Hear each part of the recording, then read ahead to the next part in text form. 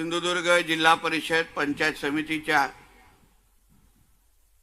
निवडणुकीच्या प्रचाराच्या निमित्ताने मंचावर उपस्थित असलेले महाराष्ट्र राज्याचे लोकप्रिय असे उपमुख्यमंत्री, शिवसेनेचे पक्षप्रमुख सन्मान्य एकनाथ शिंदे साहेब, महाराष्ट्र राज्याचे उद्योग मंत्री सन्मान्य उदय सामंतजी, कुडाळ मालवणचे लोकप्रिय आमदार सन्मान्य निलेश राणे साहेब, माजी मंत्री आणि आमदार सन्मान्य दीपक केसरकरजी, भारतीय जनता पक्षाचे आमचे जिल्ह्याचे अध्यक्ष सन्मान्य प्रभाकर सावंतजी, शिवसेनेचे जिल्हा प्रमुख सन्मान्य दत्ता सामंतजी, शिवसेनेचे दुसरे जिल्हा प्रमुख सन्मान्य संजू परब, शिवसेनेचे आपले सिंधुदुर्ग जिल्हा बँकेचे अध्यक्ष सन्मान्य आमचे मनीष दळवी, मंचावर उपस्थित असलेले महायुतीचे सर्वच प्रमुख मान्यवर, समोर उपस्थित असलेले सर्वच वडीलधारी मंडळी, बंधू भगिनीनो आणि माझे सर्व तरुण मित्र, आज सन्मान्य आपल्या राज्याचे लाडके उपमुख्यमंत्री एकनाथ शिंदे साहेब आपल्या सिंधुदुर्ग जिल्ह्याच्या जिल्हा परिषद पंचायत समितीच्या प्रचार सभेसाठी उपस्थित आहे। मी सिंधुदुर्ग जिल्ह्याचा पालकमंत्री म्हणून मी एकनाथ शिंदे साहेबांचं या जिल्ह्यामध्ये मनापासून स्वागत करतो। माझ्या अगोदरच्या सगळ्याच मान्यवरांनी जिल्हा परिषद पंचायत समितीच्या ह्या निवडणुकीचं महत्त्व आणि येणाऱ्या 7 तारखेला आपल्या सगळ्या जणांना इथे उपस्थित असलेला किंवा आम्हाला सोशल मीडियावर बघत असलेल्या सर्वच मतदार बंधू भगिनींना, आमच्या महायुतीच्या सर्वच उमेदवारांना आपण मतदार रूपे आशीर्वाद द्यावं ही विनंती करण्यासाठी आम्ही सगळे इथे आहोत।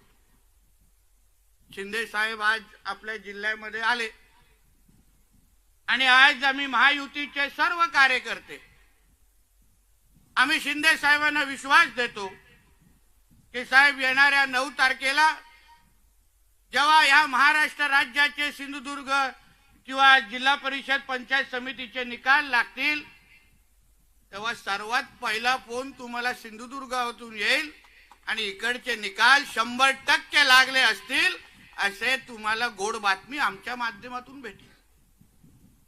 सन्मान्य राणे साहेबांच्या नेतृत्वाखाली ही जिल्हा परिषद आम्ही लढवतोय।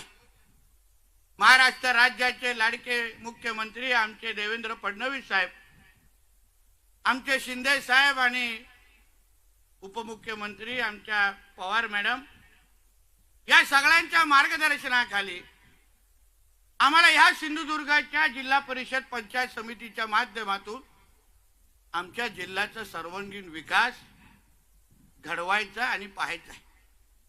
या जिल्ह्याच्या शेवटच्या टोकापर्यंत, शेवटच्या व्यक्तीपर्यंत विकास पोहोचवण्याचा मानस आमच्या सगळ्या जणांचा आहे। आज गेली 1 वर्ष आम्ही आदरणीय देवेंद्र फडणवीस साहेब, आदरणीय एकनाथ शिंदे साहेबांच्या नेतृत्वात आम्ही कॅबिनेटमध्ये आम्ही काम करतोय आणि ह्या राज्याचा विकास त्यांच्या माध्यमातून कसा होतोय ह्याचा अनुभव आम्ही घेतोय। मी आमच्या जिल्ह्याच्या जनतेला विश्वास देतो की या निवडणुकीच्या माध्यमातून जेव्हा आपण आम्हाला आशीर्वाद द्याल तेव्हा आपल्याला अपेक्षित असलेला विकास जिल्हा परिषद पंचायत समितीच्या माध्यमातून आमचं हे महायुतीचं सरकार नक्की करून दाखवेल हा शब्द तुम्हाला मी आजच्या निमित्ताने ते देणार आहे। शेवटी इथे एकतर्फी लढाईच आहे। आता खरं म्हणलं आमच्या अगोदरच्या सगळ्यात प्रमुख मान्यवरांनी सन्मान्य राणे साहेबांना या महायुतीच्या शिल्पकार म्हणून आपली आभार दिले। काही लोकांनी माझंही नाव घेतलं, हा त्यांचा मनाचा मोठेपणा आहे। पण शिंदे साहेबांना बोलेन की बरं झालं साहेब यावेळी महायुती झाली, नाहीतर नगरपालिकेनंतर इथेही गडबड झाली असती तर डोक्यावरचे केस कमी होत चालले होते।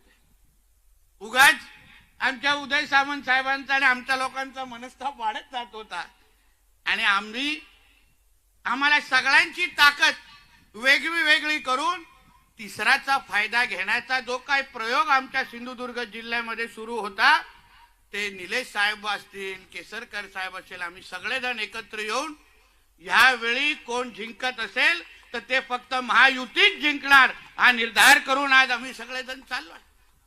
इथे विरोधकांना कुठलाच स्कोप नाही, प्रश्नच नाही. आम्हालाही बघायचं की कोण समोर येतोय. या कुडाळ मालवण मतदारसंघामध्ये ज्या पद्धतीने निलेश साहेबांनी गेल्या 1 वर्षामध्ये कामाचा सपाटा लावलाय, जनसंपर्क कसा असतो, आमदार काय करू शकतो, हे कुडाळ मालवणच्या जनतेला 10 वर्षाच्या नंतर आता कळलेलं आहे. पहिला आमदार गायबच होता, दिसायचाच नाही. आणि आमच्या केसरकर साहेबांनी तर वर्षानुवर्ष त्या सावंतवाडी मतदारसंघामध्ये मंत्री असताना आणि आता आमदार असताना काम केलेलं आहे. ह्याचाच प्रतिबिंब म्हणून ह्याचाच मुळे आज आमच्या सिंधुदुर्गच्या जिल्हा परिषद पंचायत समितीच्या निवडणुकीमध्ये आम्ही इतिहासामध्ये पहिल्यांदा या जिल्हा परिषदेमध्ये आणि पंचायत समितीचे तब्बल 25 उमेदवार आम्ही बिनविरोध करून आमच्या नेत्यांच्या समोर आम्ही ठेवलेले आहे. इथे आमच्या विरोधात किती टीका करून दे ते नाही, ह्यांनी अशा पद्धतीने खरेदी विक्री केलेली, आम्हाला काय गरज आहे. तुम्हाला तुमचे उमेदवार अगर सांभाळता येत नाही, तुम्हाला तुमच्या उमेदवारांचा अगर तुमच्यावर विश्वास नाही, आम्ही नेमकं काय करायचं. तुम्ही सांभाळा तुमचे उमेदवार, त्यांना सांगा आमच्या विरोधात लढवायला. पण मूळ प्रश्न त्या लोकांना, आमच्या विरोधकांना समजलं नाही. त्याचा उल्लेख सन्मान्य निलेश साहेबांनी इथे केला की नेमकं ह्यांना विरोधी पक्षाला की आमच्या प्रतिस्पर्धी उमेदवारांना जे गावागावामध्ये ते उमेदवार म्हणून जेव्हा जातील तेव्हा मतदारांना नेमकं काय आश्वासन देतील, कुठला शब्द देऊ शकतात, कुठली निधी देऊ शकतात. पार्लमेंट ते पंचायत पर्यंत सगळीकडे एनडीए आणि खालती महायुतीचं सरकार आहे. सगळीकडे आमचे नेतृत्व सगळीकडेच आहे. कुठल्याही 1 रुपयाची निधी पाहिजे असेल तर ते आमच्याकडे द्यायला लागणार, दुसरीकडे जाऊन उपयोग नाही. दुसरीकडे सगळे दरवाजे बंद आहे, सगळी दुकानं खाली आहे. सगळ्याचा सगळा माल हा 5 वर्षाच्या इथेच भरलेला आहे, समोरची सगळी दुकानं बंद झालेली आहे. आणि म्हणून आमच्या प्रतिस्पर्धी उमेदवारांना चांगलं माहिती आहे ते उगाच 12-15 दिवस ह्यांच्या विरुद्ध संघर्ष करून निवडणूक लढून आमचं तर काय होणार नाही, ह्यापेक्षा निवडणूक न लढवली बरी.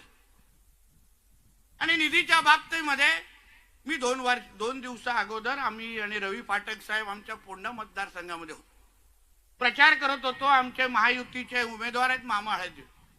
मी तिथे एक वक्तव्य केलं की बाबा निधी पाहिजे असेल तर जिल्ह्याचा पालकमंत्री म्हणून मी फक्त कमळ आणि धनुष्यबाण दिसलं तरच मी निधी देणार, बाकी दुसऱ्याला देणार नाही. त्याच्यामध्ये काहीच चुकीचं वाटलं नाही, कारण का त्याच्यानंतर सगळेच आमचे विरोधक हे उबाटावाले, हे महाविकास आघाडीवाले त्याला मिरच्या झोमल्या. असं कसं नितेश राणे म्हणू शकतात, हे पक्षपाती आहे, हे संविधानाच्या विरोधात आहे. अच्छा, मग महाविकास आघाडीचं सरकार होतं, हे उबाटाचे जे आताचे जे प्रमुख आहेत उद्धव ठाकरे नावाचे, ते तर तेव्हा राज्याचे मुख्यमंत्री होते. विचारा, जेव्हा मुख्यमंत्री असताना उद्धव ठाकरेंनी आमच्यासारख्या विरोधी पक्षाच्या किती आमदारांना त्यांनी नेमकं निधी दिली. आम्ही प्रत्येक वेळी निवेदन द्यायचो, निधीची मागणी करायचो, त्यांच्या समोर यादी द्यायची. कणकवली मतदारसंघ फुली मारली, खाली हात पाठवले. 2.5 वर्ष माझ्या मतदारसंघाला 1ही रुपयाची निधी उद्धव ठाकरे मुख्यमंत्री म्हणून आम्हाला मिळाली नाही. मग आता अगर आम्ही विथ इंटरेस्ट अगर परतफेड करत असू तर त्याच्यामध्ये चूक काय, त्याच्यामध्ये चूक काय. म्हणून पहिला तुम्हाला टीका करायची आहे ना, मी सांगेन इकडच्या उबाटा फाबाटाच्या नेत्यांना, तुम्हाला टीका करायची आहे ना, जाऊन सांगा मातोश्रीच्या 3ऱ्या माळ्यावर काय तुम्ही उगाच आमचा मनस्ताप वाढून ठेवलाय. तेव्हा अगर मुख्यमंत्री म्हणून अगर निधी दिली असती तर सिंधुदुर्गामध्ये आम्हालाही निधी मिळाली असती. आणि म्हणून स्पष्ट भूमिका आमच्या सगळ्यांची आहे. आज निवडणुकीमध्ये जे जे उमेदवार आमच्या धनुष्यबाणावर, आमच्या कमळ चिन्हावर लढवत असतील त्याच विभागाच्या विकासाची जबाबदारी ही पालकमंत्री म्हणून आणि राज्य सरकार म्हणून आमची असेल, हा शब्द तुम्हाला मी या निमित्ताने देऊन जा. काही आहे, काही मतदारसंघामध्ये हे अपक्ष कुठेतरी वळवळ करताय. त्यांना वाटतं की बंडखोरी केल्यानंतर त्यांना नंतर कोण 9 तारखेनंतर विचारणार आहे. त्यांना मी काल पण महापण मतदारसंघामध्ये मी आणि आमचे केसरकर साहेब होतो. मी तिथेही सांगितलं, कुठलाही अपक्ष जोही तिथे आमच्या अधिकृत उमेदवाराच्या विरोधात अगर उभा असेल, बंडखोरी केली असेल, सन्मान्य राणे साहेबांचा शब्द ज्यांनी पाळला नसेल, त्याला त्या मतदारसंघामध्ये चुकून येणार तर नाही, पण चुकून अगर निवडून आला तर 1ही रुपयाची निधी मी देणार नाही. हा ह्या व्यासपीठाच्या निमित्ताने सांगतो. फिरवा आता त्यांच्याकडे व्हिडिओ, बघून दे जरा, त्यांना डोकं पकडून दे जरा. म्हणून उगाच मतदार बंधू भगिनींना विनंती करेन, आपल्याकडे अधिकृत उमेदवार आहेत. आम्ही 50 चांगले उमेदवार निवडून तुमच्याकडे दिले आहेत, 100 पंचायत समितीमध्ये दिले आहेत. तुम्ही त्यांना आशीर्वाद द्या. त्या त्या मतदारसंघाची आणि त्या त्या गावाच्या विकासाची जबाबदारी ही आमच्या सगळ्यांची असेल. हा शब्द तुम्हाला मी या निमित्ताने सगळ्यांना देणार आहे. आणि म्हणून येणाऱ्या 7 तारखेला आपल्या सगळ्यांना ह्या व्यासपीठाच्या निमित्ताने मी विनंती करेन, जिल्ह्याच्या कानकोपऱ्यातल्या माझ्या सर्व सुज्ञ मतदारांनी ज्या पद्धतीने लोकसभेमध्ये आदरणीय राणे साहेबांना निवडून दिलं, विधानसभेमध्ये सन्मान्य निलेश साहेब आणि आमचे केसरकर साहेबांना आणि कणकवलीमध्ये मला आशीर्वाद दिला, तसंच येणाऱ्या जिल्हा परिषद पंचायत समितीमध्ये आपण परत एकदा महायुतीला आशीर्वाद द्या. परत एकदा राणे साहेबांच्या नेतृत्वात ही जिल्हा परिषद पंचायत समिती द्या. पुढची 5 वर्ष या जिल्हा परिषद पंचायत समितीच्या माध्यमातून, या जिल्ह्याच्या विकासाच्या माध्यमातून कायापलट केल्याशिवाय आम्ही राहणार नाही. हाही शब्द तुम्हाला मी आजच्या निमित्ताने देणार आहे. आणि म्हणून ह्या निमित्ताने आमच्या एकनाथ शिंदे साहेबांचं मी मनापासून आभार मानतो. साहेब, आपण नेहमी आमच्या जिल्ह्यात येता, नेहमी आपण मंत्रालय असेल, विधानसभा असेल, जेव्हा जेव्हा आमच्याकडून कुठलंही निवेदन गेलं ते नेहमी शिंदे साहेब मदत करणाऱ्यापैकी आहे.